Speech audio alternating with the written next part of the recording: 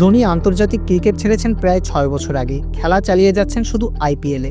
তবে সেটাও ব্যাটসম্যান হিসেবে নিজের ভূমিকা পরিবর্তন করে। উইকেটে যান হাতে গোনা কিছু বল বাকি থাকতে, নেমেই ঝড় তোলার চেষ্টা।